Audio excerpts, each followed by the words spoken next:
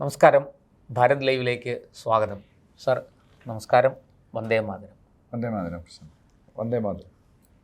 സാറേ, കഴിഞ്ഞ ദിവസം നമ്മുടെ വിഴിഞ്ഞം രാജ്യാന്തര തുറമുഖത്തിൽ അതിൻ്റെ ഒരു അടുത്ത ഘട്ടം തുറമുഖ നിർമ്മാണവുമായി ബന്ധപ്പെട്ട് തുറമുഖത്തിൻ്റെ പ്രവർത്തനങ്ങളുമായി ബന്ധപ്പെട്ട് നമ്മൾ വളരെയധികം മുന്നേറി കഴിഞ്ഞിട്ടും അടുത്തൊരു ഘട്ടം ഫ്ലാഗ് ഓഫ് ചെയ്തിരിക്കുകയാണ്. അതായത് കണ്ടെയ്നറുകൾ ഇറക്കുമതി, അതായത് കപ്പലുകളിൽ കൊണ്ടുവന്ന് ഇവിടെ നമ്മുടെ തുറമുഖത്തേക്ക് ഇറക്കുന്നത് മാത്രമല്ല, തുറമുഖത്ത് നിന്ന് കണ്ടെയ്നറുകൾ കപ്പലിലേക്ക് തിരിച്ച് കയറ്റുകയും ചെയ്യുന്ന ഒരു പുതിയ ഒരു ചുവടുവയ്പ് കൂടി നമ്മുടെ വിഴിഞ്ഞം രാജ്യാന്തര തുറമുഖം കൈവരിച്ചിരിക്കുകയാണ്. അതിൻ്റെ പ്രവർത്തനങ്ങളുടെ ഫ്ലാഗ് ഓഫാണ് കഴിഞ്ഞ ദിവസം നടന്നത് എന്നാണ് ഞാൻ മനസ്സിലാക്കുന്നത്.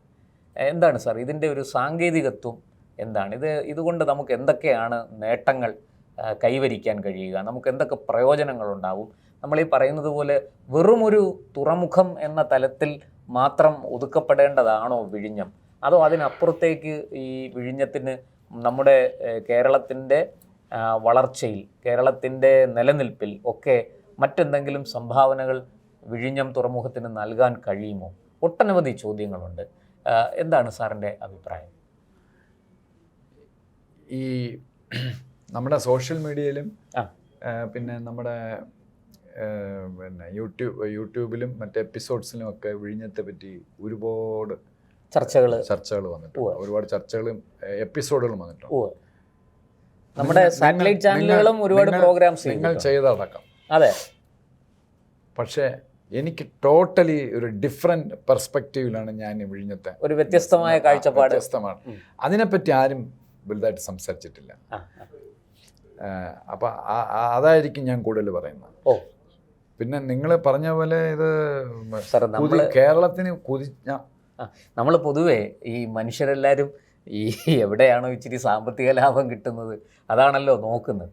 അപ്പോൾ കേരളത്തിന് പ്രത്യേകിച്ചും കടക്കണിയിൽപ്പെട്ട് ഉഴലുന്ന, സാമ്പത്തികമായിട്ട് വളരെയധികം ബുദ്ധിമുട്ട് അനുഭവിക്കുന്ന ഒരു സംസ്ഥാനം എന്നുള്ള നിലയ്ക്കാണ് നമ്മൾ ഈ ഒരു ആംഗിളിൽ കാര്യങ്ങൾ ചോദിക്കുന്നത്.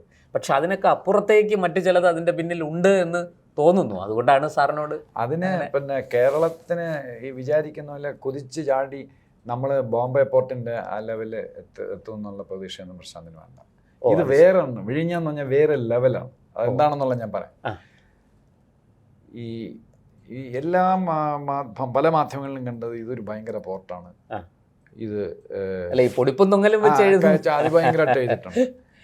ബോംബെയിൽ എത്ര ബെർത്ത് ഉണ്ടെന്നറിയാം പ്രശാന്തിന്? അറിയില്ല സാർ. ബെർത്ത് എന്ന് പറഞ്ഞാൽ മനസ്സിലായി, ഷിപ്പ് വന്ന് എടുക്കുന്ന. പിന്നെ ഞാനിത് പറയാൻ കാര്യം, ഞാൻ ഇന്ത്യയിലെ 8ാമത്തെ മേജർ പോർട്ടിൽ 3 വർഷം ജോലി ചെയ്ത ആളാണ്. അത് ശരി. മാംഗ്ലൂർ പനമ്പൂർ പോർട്ടിൽ ഞാൻ 3 വർഷം ജോലി ചെയ്തിട്ടാണ് അവിടെ നിന്നാണ് ഞാൻ പോലീസ് വരുന്നത്. അപ്പം ഞാൻ ഈ ബെർത്തും ഇതും കണ്ടെയ്നറും മറ്റതുമെല്ലാം ഞാൻ ഒരുപാട് കണ്ടിട്ടുണ്ട്. അത് ആ 3 വർഷം ഞാൻ ശമ്പളം വാങ്ങിച്ചത് ഈ പോർട്ടിനെ പറ്റി മനസ്സിലാക്കിയിട്ടാണ്. ഞാൻ പോർട്ടാണ്, ഞങ്ങൾ പോർട്ടിൻ്റെ കാര്യങ്ങളാണ് ഞങ്ങൾ ചെയ്തിട്ടുണ്ട്. ഞാൻ എഞ്ചിനീയർ അല്ല എന്നേ ഉള്ളൂ, പക്ഷേ പോർട്ടിൻ്റെ പല കാര്യങ്ങളും ഞാൻ മനസ്സിലാക്കിയിട്ടുണ്ട്. അന്ന് ഇത് ബ്ലോഗ് ചെയ്യുന്നൊന്നും നമ്മൾ വിചാരിച്ചില്ല, ഇങ്ങനെ എപ്പിസോഡ് ചെയ്യുന്നു വിചാരിച്ചു. പക്ഷേ അന്നേ ഞാൻ പല കാര്യങ്ങളും മനസ്സിലാക്കി. അതിൻ്റെ അനുഭവത്തിൻ്റെ വെളിച്ചത്തിലാണ് ഞാൻ പറയുന്നത്. സാർ ഇടയ്ക്കൊന്ന് ചോദിച്ചോട്ടെ, ഈ ബോംബെയിൽ എത്ര ബെർത്തുകൾ? അല്ല, ഞാൻ പറയാം കമ്മിങ് ടു ദാറ്റ്. അപ്പോൾ ഈ വിഴിഞ്ഞം പോർട്ട് വരാനുള്ള മെയിൻ കാരണം, നമ്മൾ നാഴികയ്ക്ക് 40 വട്ടം നമ്മൾ ഫൂഫു ചെയ്യുന്ന, തുപ്പുന്ന, പുച്ഛിക്കുന്ന CP രാമസ്വാമിയർ എന്ന് പറഞ്ഞ അതികായകനായ, നമുക്ക് CPയെ പറ്റി ഒരു ദിവസം ചെയ്യാം എപ്പിസോഡ് ഡിഫറെൻ്റ് ആയിട്ട്. അപ്പം CP രാമസ്വാമിയരുടെ ബുദ്ധിയാണ് പഴയ ദിവാൻ. നിങ്ങൾ ആലോചിക്കണം, അന്ന് ഇൻ്റർനെറ്റും ഒന്നുമില്ല, ഒരു മാപ്പ് പോലും ഇല്ല. അമേരിക്കയുടെ കയ്യിൽ പോലും, അവരുടെ ഡീപ് സ്റ്റേറ്റിലോ CIAയുടെ കയ്യിൽ പോലും ഒരു മാപ്പില്ല നമ്മുടെ വിഴിഞ്ഞത്തെയും അതുമായിട്ടൊക്കെ ബന്ധം. എന്തൊരു തീക്ഷ്ണശാലിയായ മനുഷ്യനാണ് അദ്ദേഹം. ഈ സ്ട്രാറ്റജിക്കലി ഇമ്പോർട്ടൻസ് വിഴിഞ്ഞം ഇപ്പം നമുക്ക് അത് കണ്ടുപിടിക്കാൻ എളുപ്പമാണ്. പക്ഷെ അന്ന് ഏർലി 1930s അല്ല, ലേറ്റ് 1930s ഈ വിഴിഞ്ഞത്തിൻ്റെ ഇമ്പോർട്ടൻസ് മനസ്സിലാക്കി, അതിൻ്റെ സ്ട്രാറ്റജിക്കലി ഇമ്പോർട്ടൻസ് മനസ്സിലാക്കി അദ്ദേഹമാണ് ഇത് ആക്ച്വലി ഇത് തുടങ്ങിയത്. പക്ഷേ അദ്ദേഹം അതിനു മുന്നേ ഒരു 1000 years മുമ്പ് 1000 രാജാക്കന്മാരുടെ തുറമുഖമായിരുന്നു വിഴിഞ്ഞം. അത് പിന്നെ സിൽറ്റേഷനൊക്കെ വന്നത് പല കാരണങ്ങൾ കൊണ്ട് അത് തകർന്നു. അപ്പം അവിടെ നിന്നാണ് അദ്ദേഹത്തിന് പ്രചോദനം കിട്ടിയത്. പക്ഷെ അദ്ദേഹം അത് പഠിച്ചു, അദ്ദേഹം അത് കൊണ്ടുവന്നതിന് അതിന് മുമ്പ് അദ്ദേഹത്തെ ഇവിടുന്ന് ഓടിച്ചു എല്ലാവരും കൂടെ ചേർന്ന്. അതിലേക്ക് ഞാൻ ഇപ്പോൾ പോകുന്നില്ല. അപ്പോൾ ഈ നമ്മുടെ സ്ട്രാറ്റജിക് എക്സ്പെർട്സ്, സ്ട്രാറ്റജീഷ്യൻസ് എല്ലാം പല പ്രാവൃത്തി നമ്മുടെ ഗവൺമെൻറ് ഓഫ് ഇന്ത്യയുടെ, പ്രത്യേകിച്ച് ഇപ്പോഴത്തെ 2014 ശേഷം വന്ന ഗവൺമെൻറ് ഓഫ് ഇന്ത്യയുടെ റിപ്പീറ്റഡായിട്ട് ചെന്ന് പറഞ്ഞ് PM-നെയും ഡിഫൻസ് മിനിസ്റ്ററിനെയും എല്ലാം പറഞ്ഞ് മനസ്സിലാക്കി ആണ് നിരന്തരം ആവശ്യപ്പെട്ടിട്ടാണ് ഈ വിഴിഞ്ഞം പോർട്ട് ആക്ച്വലി ആദ്യം കൊണ്ടുവരുന്നത്. പിന്നെ ചൈനയുടെയും പാകിസ്ഥാൻ്റെയും USA-യുടെ കൂട്ടത്തിലല്ലേ ഇന്ത്യ കിടന്ന് ജീവിക്കണേ.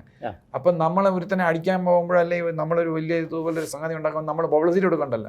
അതുകൊണ്ട് ബെസ്റ്റ് കവറപ്പാണ് ഈ വിഴിഞ്ഞം ഡീപ്പ് ഫോറസ്റ്റ് അദാനിക്ക് കൊടുത്തതും. അതൊരു കവറപ്പ് ഉണ്ട്, ഇല്ല എന്നല്ല. നമ്മുടെ സ്റ്റേറ്റിന് കുറേ വരുമാനമുണ്ട്, അത് ഡീപ്പസ്റ്റ് പോർട്ടാണ് ഇന്ത്യയിൽ, അതെല്ലാം സമ്മതിച്ചു. പക്ഷേ ആക്ച്വലി നമ്മുടെ മനസ്സിൽ, ഇന്ത്യയുടെ സ്ട്രാറ്റജിൻ്റെ മനസ്സിൽ ഡീഗോ ഗാർഷ്യ 1300 കിലോമീറ്റർ ദൂരെയാണ് അമേരിക്കയുടെ ബേസാണ്. ഡീഗോ ഗാർഷ്യ എന്നാണ് പല പ്ലെയിനും പൊങ്ങി ഇറാനിൽ പോയി ബോംബ് ചെയ്തിട്ട് തിരിച്ചു പോണത്. അതിന് പാവപ്പെട്ട കുവൈറ്റിനെയും പിന്നെ UAE ഒക്കെയാണ് ഇറാൻ്റെ മിസൈൽ അവിടെ എത്തൂല ഡീഗോ ഗാർഷ്യയിൽ. അപ്പോൾ ഡീഗോ ഗാർഷ്യ നമുക്കൊരു അമേരിക്കയായിട്ട് നല്ല ടൈംസ് പോയാൽ കുഴപ്പമില്ല, അല്ലെങ്കിൽ നമുക്കൊരു വലിയ ഭാര്യയാണ് ഡീഗോ ഗാർഷ്യ. പിന്നെ ആഫ്രിക്കൻ പിന്നെ ജിബൂട്ടി, ആഫ്രിക്കയുടെ ആ കോണ്ടിനെന്റ് തുടങ്ങുന്നത് ജിബൂട്ടി എന്നാണ്. ജിബൂട്ടി അവിടെ പിന്നെ മൊസാംബിക് സ്ട്രൈറ്റ് ഉണ്ട്. ഇതേപോലെ ഈ ഓർമിസ് സ്ട്രൈറ്റ് പോലെ വളരെ പ്രധാനപ്പെട്ട സ്ട്രൈറ്റാണ് മൊസാംബിക്ക്. പിന്നെ ഇന്ത്യ ആക്രമിക്കാൻ അതുവഴി വല്ലതും വരികയാണെങ്കിൽ നമ്മൾ ചൈന നേരത്തെ പോയി അവിടെയൊക്കെ ഈ ആഫ്രിക്കയിലും ഈ പറഞ്ഞ പോലെ ജിബൂട്ടിയിലൊക്കെ താവളം ഉറപ്പിച്ചു. അപ്പോൾ നമ്മൾ വളരെ ലേറ്റായി. അതിന് കൗണ്ടറായി ചെയ്തതിൻ്റെ ഒന്നാണ് വിഴിഞ്ഞം. പിന്നെ ചൈനയുടെ സ്ട്രിങ് ഓഫ് പേൾസ് എന്ന് പറഞ്ഞ മുത്തുമാല എന്ന് പറഞ്ഞാൽ നമ്മുടെ ചുറ്റിനും അതൊക്കെ പോയി. ദ്വീപല്ല, രാജ്യങ്ങളെ വരെ അവർ പിടിച്ചു. ഇപ്പൊ പാകിസ്ഥാന്റെ മറ്റേ ഗദ്വാർ പോർട്ട് മാത്രമേ ഉള്ളൂ. അത് തന്നെ കുഴപ്പത്തിലാണ്. അതെല്ലാം പോയി. ഇപ്പൊ കൊളംബോയിലും പോകാൻ നോർത്തിൽ നമുക്ക് തൊട്ടപ്പുറത്തുള്ള പോർട്ട് നമ്മുടെ കയ്യിലുണ്ട്, അദാനി വാങ്ങിച്ചു. അപ്പോൾ ആ പേൾ ഓഫ് സ്ട്രിങ്സ് ഒക്കെ പോയി. എന്നാലും നമുക്ക് നമ്മുടെ ചുറ്റിനും ശത്രുക്കളുണ്ട്. പിന്നെ ഇപ്പോഴത്തെ ഈ ഹോർമസ് സ്ട്രൈറ്റിന് മുമ്പേ നമ്മളിത് കണ്ടു, നമ്മുടെ മലാക്ക സ്ട്രൈറ്റ്. അപ്പോൾ ചൈനയുടെ 80% ഓയിലും അവരുടെ ഗുഡ്സും പോണത് ഇതുവഴിയാണ്. നമ്മുടെ ഇന്ത്യയുടെ മൂക്കിൻ്റെ മുമ്പ് കൂടെയാണ് പോകുന്നത്. ഒരു 1500-2000 കിലോമീറ്റർ ഇന്ത്യയുടെ ടെറിട്ടറി കൂടെയാണ് പോകുന്നത്. അപ്പം 6 degree channel, 10th degree channel, നമ്മുടെ മാൽദീവ്സിൻ്റെ അടുത്തൂടെ പോകുന്നതാണ് 10 ഡിഗ്രി ചാനൽ, ലക്ഷദ്വീപിൻ്റെ അടുത്തൂടെ പോകണം. അവിടെയും വിഴിഞ്ഞവും ഗലാത്തെ ബേ എന്ന് പറഞ്ഞ് ഇപ്പം നിക്കോബാർ ഐലൻഡിലൊരു, അതുപോലെ ചൈന അതിന് ഭയങ്കര പ്രശ്നം ഉണ്ടായിക്കൊണ്ട് ബഹളമാണ് കിടന്ന് എല്ലായിടത്തും. അവിടെ ഗലാത്തെ പോർട്ട്. അപ്പോൾ അങ്ങനെ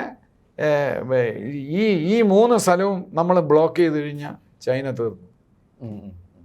നമ്മുടെ ബ്രഹ്മോസ് മിസൈലും മറ്റേത് മറിച്ച് നോക്കിയിരിക്കില്ല, എന്തോ ചെയ്യും ചൈന? ഒന്നും ചെയ്യാൻ പറ്റില്ല. അപ്പോൾ അവർക്കത് ഭയങ്കര പേടിയാണ്.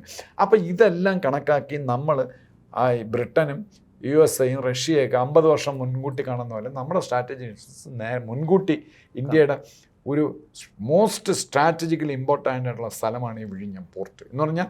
ആ ജോഗ്രഫി ഇന്ത്യൻ കോണ്ടിനെൻറ്റിലെ ലാസ്റ്റ് പോയിൻ്റാണ് വിഴിഞ്ഞം. ഇത് കഴിഞ്ഞാൽ നമ്മൾ ശ്രീലങ്കയുടെ അവിടുന്ന് വലത്തോട്ട് തിരിഞ്ഞാൽ നമ്മൾ ഇവിടെ പോകുന്നു, സൂയസ് കനാലിലേക്ക് പോകുന്നു, താഴോട്ട് പോയാൽ ആഫ്രിക്കയിൽ പോകുന്നു. അപ്പോൾ this is the last point. അപ്പം ഇത് ഈ ചൈനയിലെ ഷിപ്പുകൾ വരണതും പോണതും എല്ലാം ഇന്ത്യ ചുറ്റിയാണ്. അതാണ് അത് നോക്കിയാൽ മനസ്സിലാവും. അതുകൊണ്ടാണ് വിഴിഞ്ഞത്തിന്റെ പ്രാധാന്യം. അപ്പോൾ അതാണ്. അപ്പോൾ വിഴിഞ്ഞം, ഗലാത്തെ പോർട്ട്, നിക്കോബാർ, പിന്നെ ഇതിൻ്റെ ഇടയിൽ പിന്നെ ഒന്നുകൂടെ പറഞ്ഞല്ലോ 10 ഡിഗ്രി 6 ഡിഗ്രി ചാനൽസ്. പിന്നെ നമ്മുടെ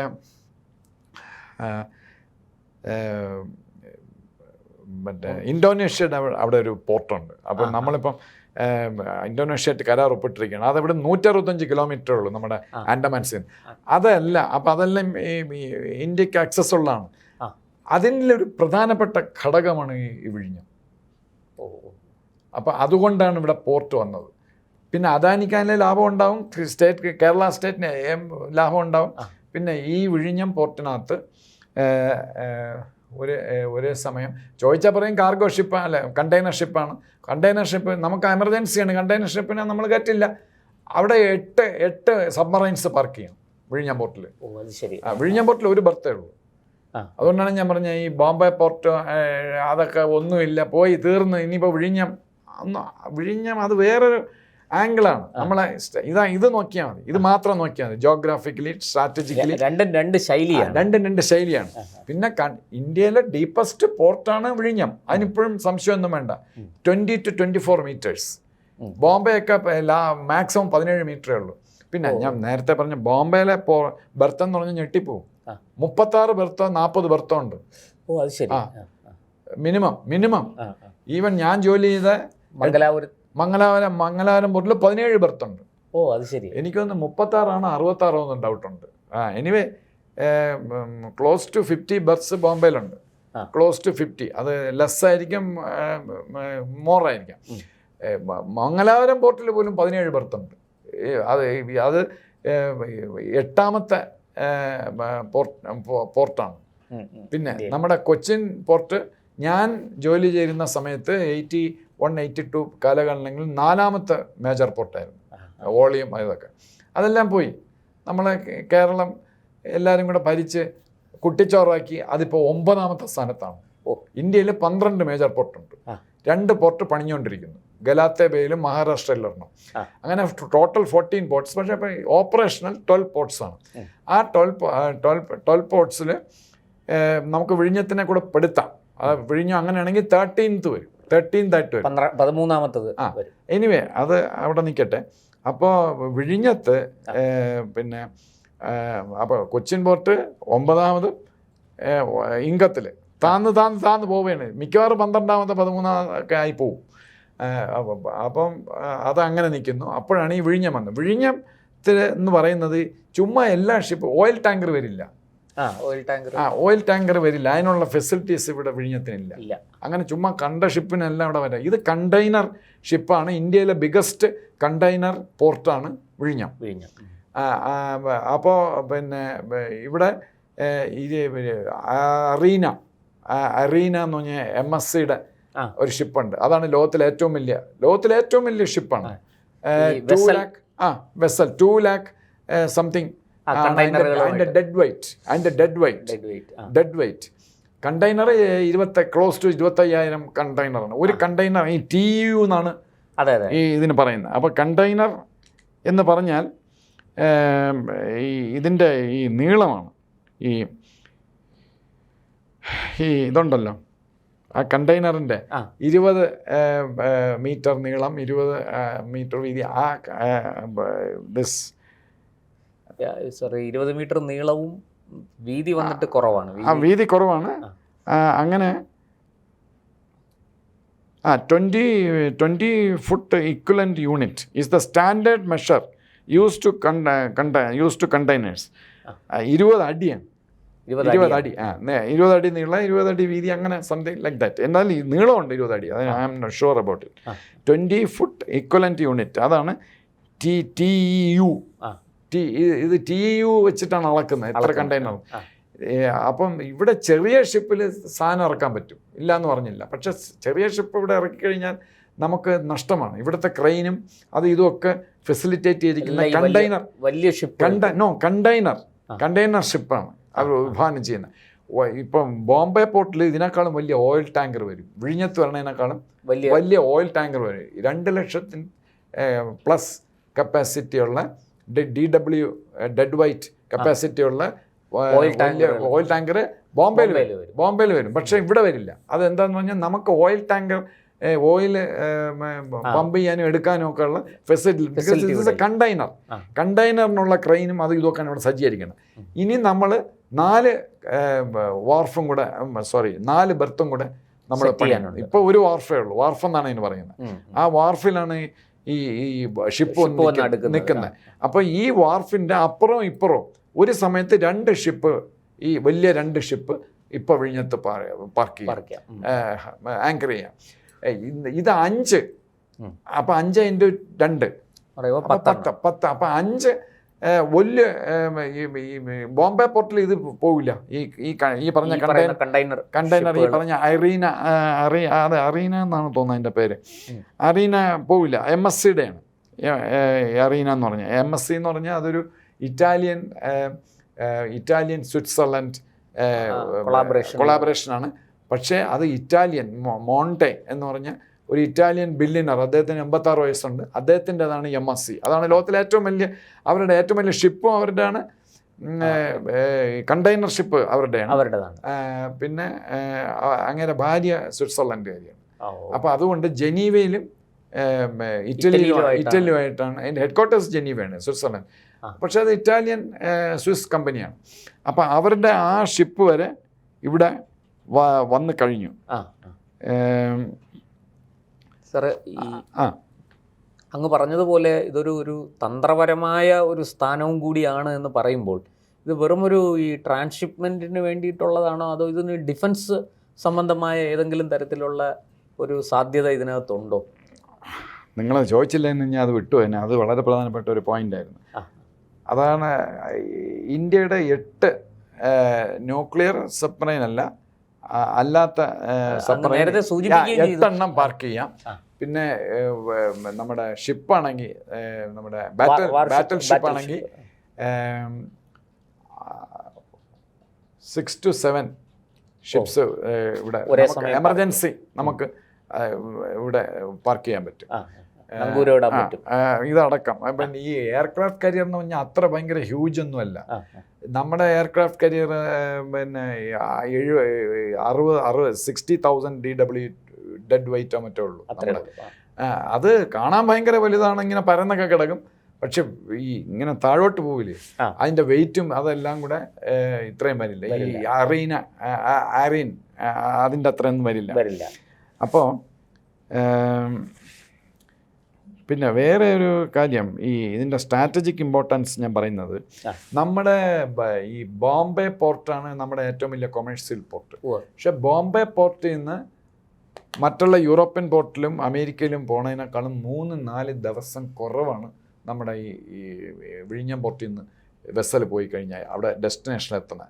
അതായത് 10 knots, ക്ലോസ് ടു 20 kilometer ഡിസ്റ്റൻസിലാണ് ഇന്റർനാഷണൽ ഇത് കിടക്കുന്നത്.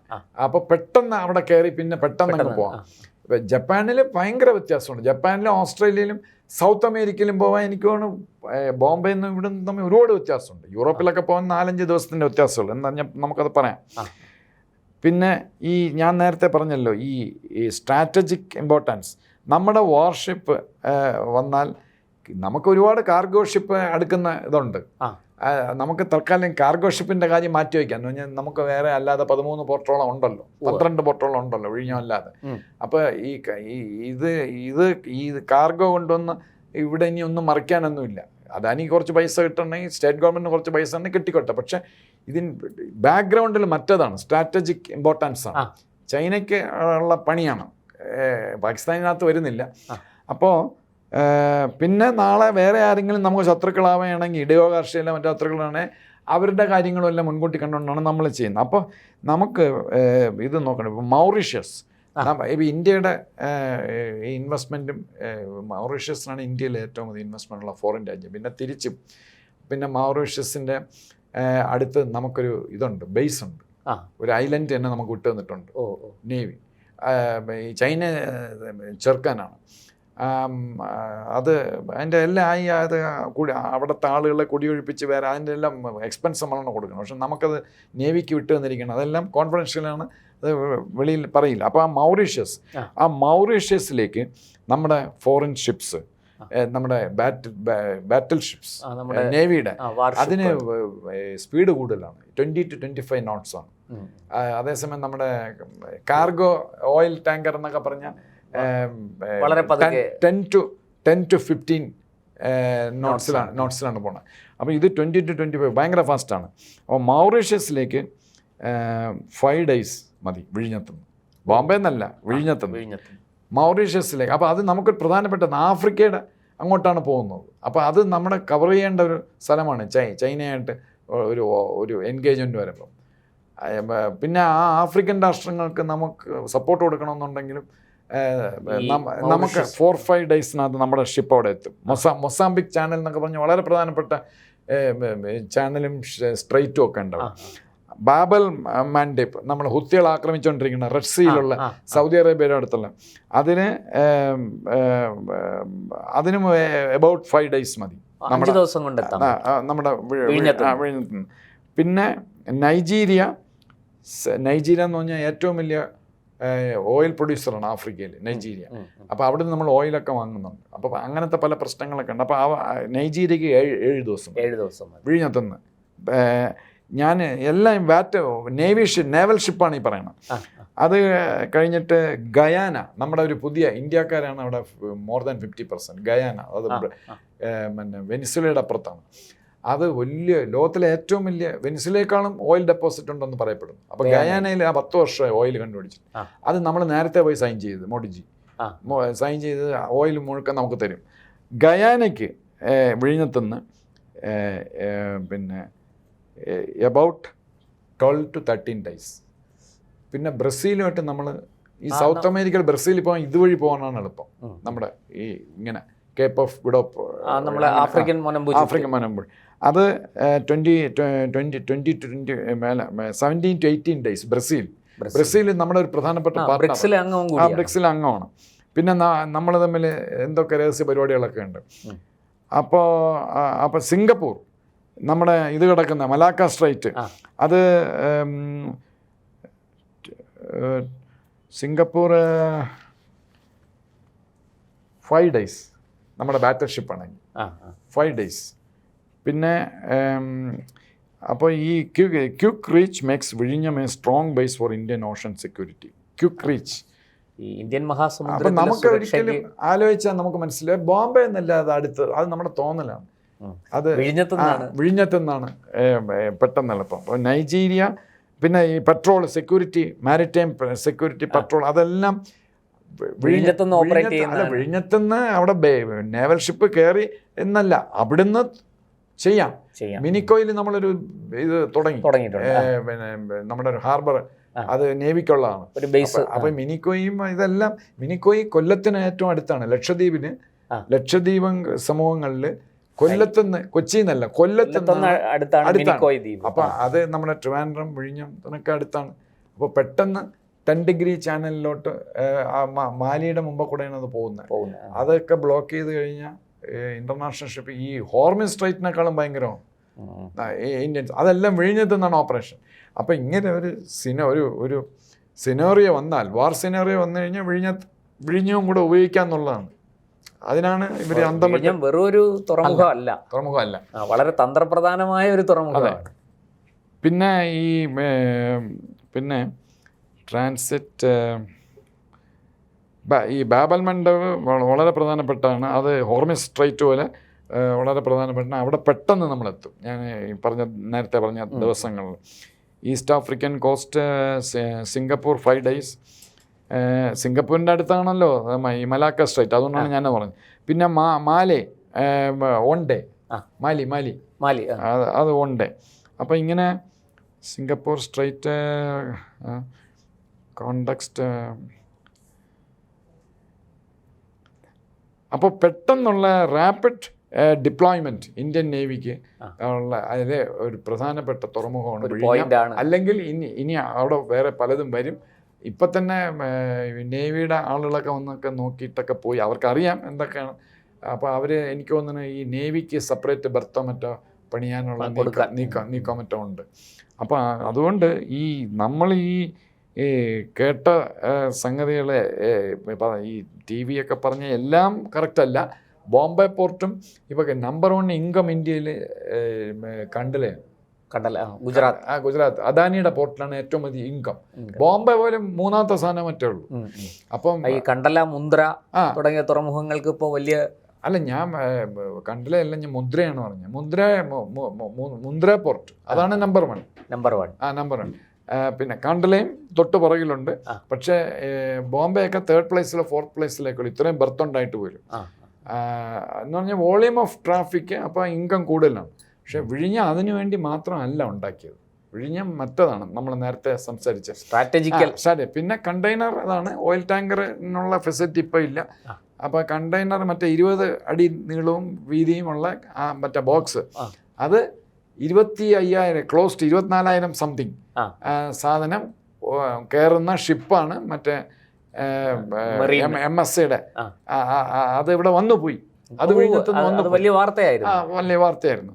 അപ്പോൾ അതിനൊക്കെ ഉള്ള സൗകര്യങ്ങൾ ഇവിടെ ഉണ്ടെന്നുള്ളതാണ്. പിന്നെ ബോംബെയിൽ ഇതാണ് 50 ബർത്ത് കൂടുതലുണ്ട് കേട്ടോ. 50 ബർത്ത് കൂടുതൽ, 50 ബർത്ത് കൂടുതലുണ്ട്. സാർ, ഈ ഇടയ്ക്കൊന്നും ചോദിച്ചോട്ടെ, വിഴിഞ്ഞത്ത് ബർത്തുകൾ കൂട്ടാനുള്ള പരിശ്രമം വല്ലതും നടക്കുമോ? അങ്ങ് പറഞ്ഞു ഇപ്പോൾ ഒരു 4-5 ബർത്ത് കൂടെ അഡീഷണൽ ആയിട്ട് നിർമ്മിക്കും. MSC അറീന, അതാണ് ലോകത്തിലെ ഏറ്റവും വലിയ കണ്ടെയ്നർ ഷിപ്പ്. കണ്ടെയ്നർ ഷിപ്പ് ബോംബെയിൽ അല്ല, ഇവിടെ 5 ബർത്തുകൾ വരെ. അല്ല, ഇപ്പൊ 800 മീറ്ററാണ് ബ്രേക്ക് വാട്ടർ എന്ന് പറയും, പുലിമുട്ടെന്ന് പറയും. അത് 800 മീറ്ററേ ഉള്ളൂ. 800 മീറ്ററിനകത്ത് ഇപ്പൊ ഒരു ബർത്തേ ഉള്ളൂ.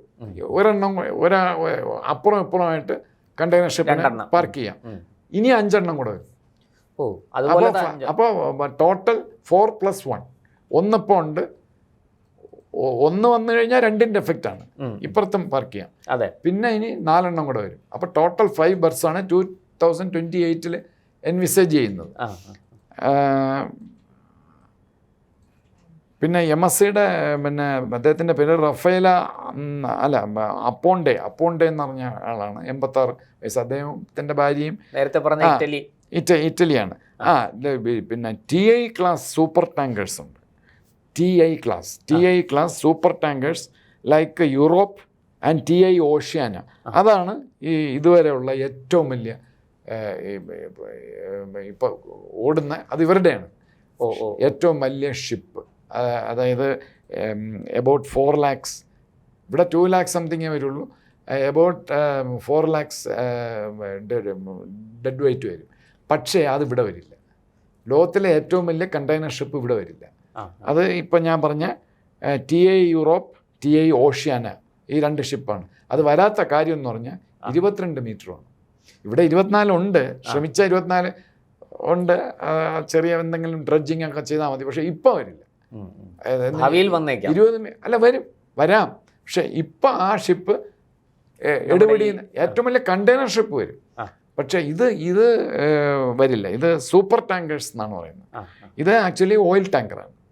അത് വരണമെങ്കിൽ ഇന്ത്യയിലെ ഒരു പോർട്ടിലും വരില്ല, ഒരു പോർട്ടിലും എടുക്കില്ല. കാര്യം എന്ന് പറഞ്ഞാൽ 22 മീറ്റർ ഡ്രാഫ്റ്റ് ഇല്ല. അതാണ്. അതുകൊണ്ട് ഇത് ഭയങ്കര പോർട്ടാണ്. ഭയങ്കര പോർട്ട് ആകുമായിരിക്കും ഭാവിയിൽ. പക്ഷേ ഇപ്പോൾ ഒരു ബർത്തേ ഉള്ളൂ. ഈ ഒരു ബർത്തേ ഉള്ളെന്ന് പലരും ഹൈലൈറ്റ് ചെയ്തിട്ടില്ല. അതാ something is better than nothing. ഇപ്പോൾ ഡീപ്പസ്റ്റ് പോർട്ടാണ് ഇത്രയും വലിയ കണ്ടെയ്നർ ഷിപ്പ് ഇന്ത്യയിലെ ഒരു പോർട്ടിൽ.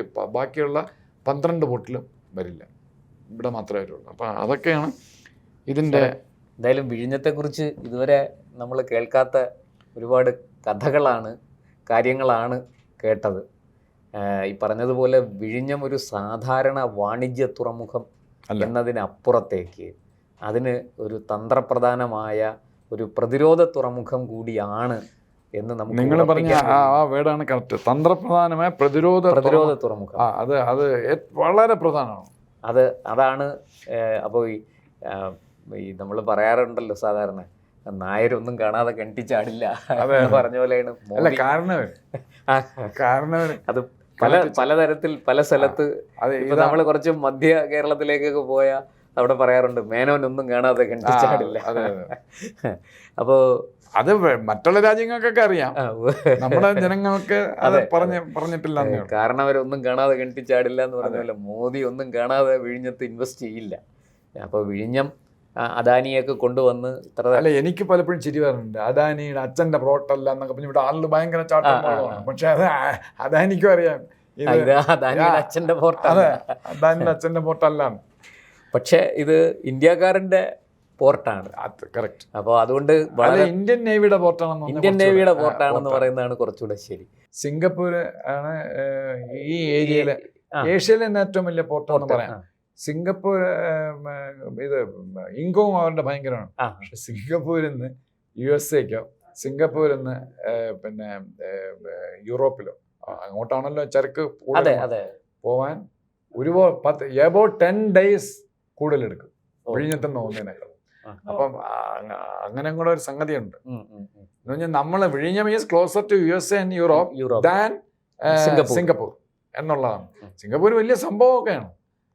അപ്പോൾ അതിനനുസരിച്ച് നമ്മുടെ കേരളത്തിലും ഇന്ത്യയിലും വ്യവസായം അതിനനുസരിച്ച് അഭിവൃദ്ധിപ്പെടേണ്ടതാണ്. തീർച്ചയായും നമ്മുടെ വാണിജ്യ മേഖല അതിനനുസരിച്ച് ഇതിനെയൊക്കെ സ്വീകരിക്കാൻ തയ്യാറാകുമെങ്കിൽ വലിയ മാറ്റങ്ങൾ അത് കൊണ്ടുവരും. അങ്ങനെ ഒരു സാമ്പത്തികമായ നേട്ടം കൂടി ഇതിനകത്തുണ്ട്.